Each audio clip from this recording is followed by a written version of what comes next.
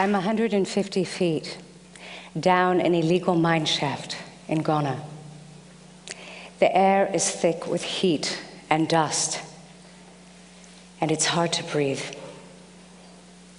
I can feel the brush of sweaty bodies passing me in the darkness, but I can't see much else. I hear voices talking, but mostly the shaft is this cacophony of men coughing and stone being broken with primitive tools. Like the others, I wear a flickering, cheap flashlight tied to my hair with this elastic, tattered band, and I can barely make out the slick tree limbs holding up the walls of the 3-foot square hole, dropping hundreds of feet into the earth. When my hand slips, I suddenly remember a miner I had met days before who had lost his grip and fell countless feet down that shaft. As I stand talking to you today, these men are still deep in that hole, risking their lives without payment or compensation, and often dying. I got to climb out of that hole, and I got to go home. But they likely never will because they're trapped in slavery. For the last 28 years, I've been documenting indigenous cultures in more than 70 countries on 6 continents. And in 2009, I had the great honor of being the sole exhibitor at the Vancouver Peace Summit. Amongst all the astonishing people I met there, I met a supporter of Free the Slaves, an NGO dedicated to eradicating modern-day slavery. We started talking about slavery, and really, I started learning about slavery, for I'd certainly known it existed in the world, but not to such a degree. After we finished talking, I felt so horrible and honestly ashamed at my own lack of knowledge of this atrocity in my own lifetime. And I thought, if I don't know, how many other people don't know? It started burning a hole in my stomach, so within weeks, I flew down to Los Angeles to meet with the director of Free the Slaves and offer them my help. Thus began my journey into modern-day slavery.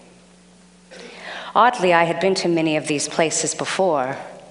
Some I even considered like my second home. But this time, I would see the skeletons hidden in the closet. A conservative estimate tells us there are more than 27 million people enslaved in the world today. That's double the amount of people taken from Africa during the entire transatlantic slave trade. 150 years ago, an agricultural slave cost about 3 times the annual salary of an American worker. That equates to about $50,000 in today's money. Yet today, entire families can be enslaved for generations over a debt as small as $18. Astonishingly, slavery generates profits of more than $13 billion worldwide each year. Many have been tricked by false promises of a good education, a better job, only to find that they're forced to work without pay, under the threat of violence, and they cannot walk away. Today's slavery is about commerce, so the goods that enslaved people produce have value, but the people producing them are disposable. Slavery exists everywhere, nearly, in the world, and yet it is illegal everywhere in the world. In India and Nepal, I was introduced to the brick kilns. The strange and awesome sight was like walking into ancient Egypt or Dante's Inferno. Enveloped in temperatures of 130 degrees, men, women, children, entire families, in fact, were cloaked in a heavy blanket of dust, while mechanically stacking bricks on their head, up to 18 at a time, and carrying them from the scorching kilns to trucks hundreds of yards away. Deadened by monotony and exhaustion, they worked silently, doing this task over and over for 16 or 17 hours a day. There were no breaks for food, no water breaks, and the severe dehydration made urinating pretty much inconsequential. So pervasive was the heat and the dust that my camera became too hot to even touch and ceased working. Every 20 minutes, I'd have to run back to our cruiser to clean out my gear and run it under an air conditioner to revive it. And as I sat there, I thought, my camera is getting far better treatment than these people. Back in the kilns, I wanted to cry. But the abolitionist next to me quickly grabbed me and he said, "Lisa, don't do that. Just don't do that here." And he very clearly explained to me that emotional displays are very dangerous in a place like this, not just for me, but for them. I couldn't offer them any direct help. I couldn't give them money, nothing. I wasn't a citizen of that country. I could get them in a worse situation than they were already in. I'd have to rely on Free the Slaves to work within the system for their liberation, and I trusted that they would. As for me, I'd have to wait until I got home to really feel my heart break. In the Himalayas, I found children carrying stone for miles down mountainous terrain to trucks waiting at roads below. The big sheets of slate were heavier than the children carrying them, and the kids hoisted them from their heads using these handmade harnesses of sticks and rope and torn cloth. It's difficult to witness something so overwhelming. How can we affect something so insidious, yet so pervasive? Some don't even know they're enslaved, people working 16, 17 hours a day without any pay. Because this has been the case all their lives. They have nothing to compare it to. When these villagers claimed their freedom, the slaveholders burned down all of their houses. I mean, these people had nothing, and they were so petrified they wanted to give up. But the woman in the center rallied for them to persevere, and abolitionists on the ground helped them get a quarry lease of their own, so that now they do the same back-breaking work, but they do it for themselves, and they get paid for it, and they do it in freedom. Sex trafficking is what we often think of when we hear the word slavery. And because of this worldwide awareness, I was warned that it would be difficult for me to work safely within this particular industry. In Kathmandu, I was escorted by women who had previously been sex slaves themselves. They ushered me down a narrow set of stairs that led to this dirty, dimly fluorescent lit basement. This wasn't a brothel per se, it was more like a restaurant. Cabin restaurants, as they're known in the trade, are venues for forced prostitution. Each has small, private rooms where the slaves, women, along with young girls and boys, some as young as 7 years old, are forced to entertain the clients, encouraging them to buy more food and alcohol. Each cubicle is dark and dingy, identified with a painted number on the wall, and partitioned by plywood and a curtain. The workers here often endure tragic sexual abuse at the hands of their customers.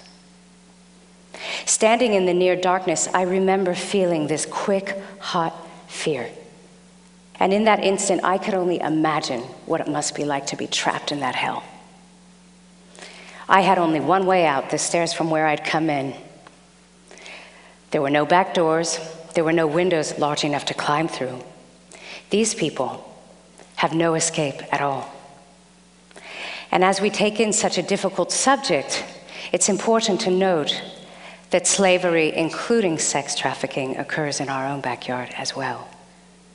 Tens of hundreds of people are enslaved in agriculture, in restaurants, in domestic servitude, and the list can go on. Recently, the New York Times reported that between 100,000 and 300,000 American children are sold into sex slavery every year. It's all around us. We just don't see it. The textile industry is another one we often think of when we hear about slave labor. I visited villages in India where entire families were enslaved in the silk trade. This is a family portrait. The dyed black hands are the father, while the blue and red hands are his sons. They mix dye in these big barrels, and they submerge the silk into the liquid up to their elbows. But the dye is toxic. My interpreter told me their stories. We have no freedom, they said. We hope still, though, that we could leave this house someday and go someplace else where we actually get paid for our dying. It's estimated that more than 4,000 children are enslaved on Lake Volta, the largest man-made lake in the world. When we first arrived, I went to have a quick look. I saw what seemed to be a family fishing on a boat. 2 older brothers, some younger kids. Makes sense, right? Wrong. They were all enslaved. Children are taken from their families and trafficked and vanished. And they're forced to work endless hours on these boats on the lake, even though they do not know how to swim. This young child is 8 years old. He was trembling when our boat approached, frightened it would run over his tiny canoe. He was petrified he would be knocked in the water. The skeletal tree limbs submerged in Lake Volta often catch the fishing nets, and weary, frightened children are thrown into the water to untether the lines. Many of them drown. For as long as he can recall, he's been forced to work on the lake. Terrified of his master, he will not run away. And since he's been treated with cruelty all his life, he passes that down to the younger slaves that he manages. I met these boys at 5 a.m. when they were hauling in the last of their nets. But they had been working since 1 a.m. in the cold, windy night. And it's important to note that these nets weigh more than 1,000 pounds when they're full of fish. I want to introduce you to Kofi. Kofi was rescued from a fishing village. I met him at a shelter where Free the Slaves rehabilitates victims of slavery. Here he's seen taking a bath at the well, pouring big buckets of water over his head. And the wonderful news is, as you and I are sitting here talking today, Kofi has been reunited with his family. And what's even better, his family has been given tools to make a living and to keep their children safe. Kofi is the embodiment of possibility. Who will he become? Because someone took a stand and made a difference in his life. Driving down a road in Ghana with partners of Free the Slaves, a fellow abolitionist on a moped suddenly sped up to our cruiser and tapped on the window. He told us to follow him down a dirt road into the jungle. At the end of the road, he urged us out of the car and told the driver to quickly leave.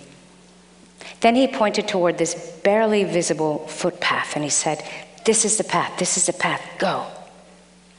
As we started down the path, we pushed aside the vines blocking the way, and after about an hour of walking in, found that the trail had become flooded by recent rains.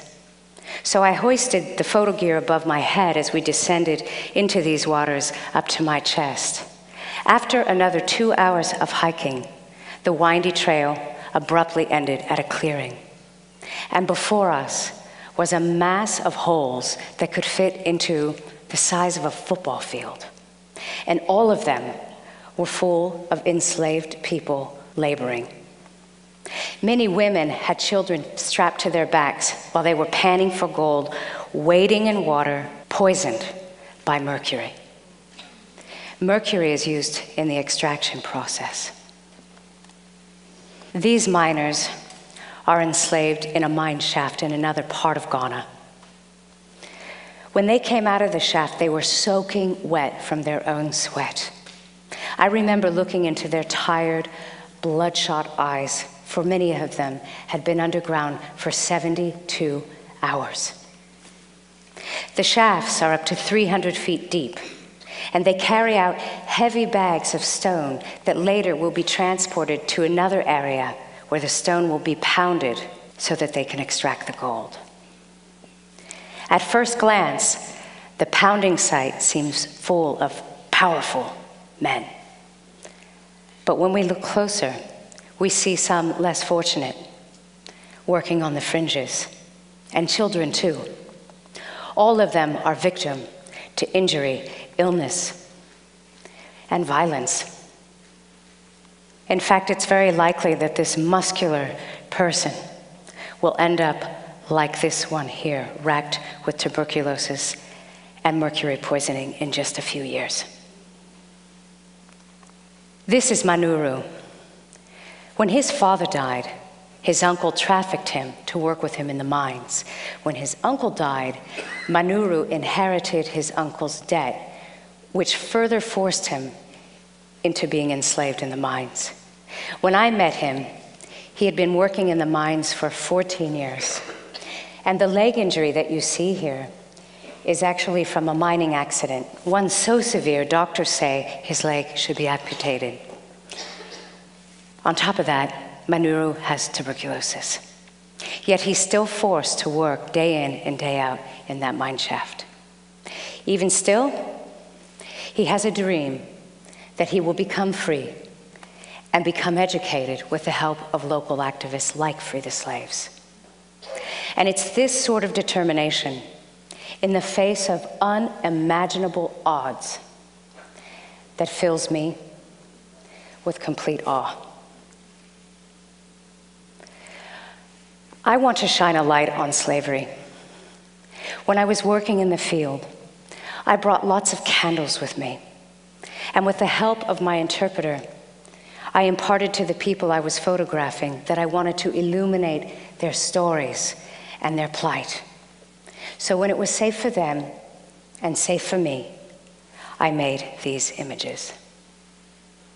They knew their image would be seen by you out in the world. I wanted them to know that we will be bearing witness to them, and that we will do whatever we can to help make a difference in their lives.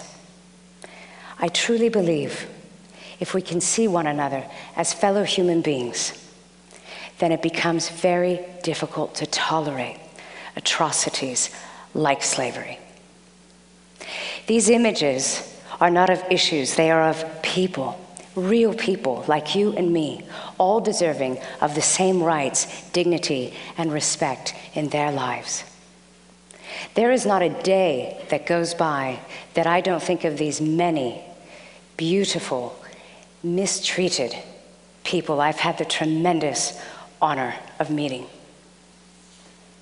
I hope that these images awaken a force in those who view them, people like you. And I hope that force will ignite a fire, and that fire will shine a light on slavery.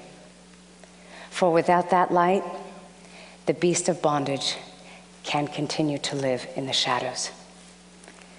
Thank you very much.